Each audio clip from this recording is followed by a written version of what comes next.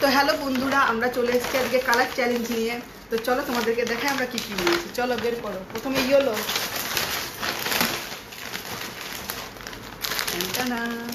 ও নিয়েছে চিপস, আমি নিয়েছি চিপস, আর আমি ওর জন্য নিয়েছি একটা মিল্কি বার।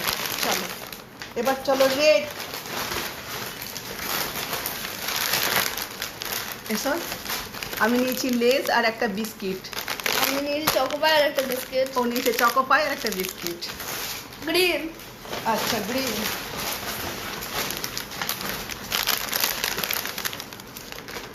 আচ্ছা, ও নিয়েছে আলু ভুজিয়া আর তার সাথে পপিন্স, আর আমি নিয়েছি একটা পেন, লেজ আর তার সাথে একটা বিস্কিট। চলো না,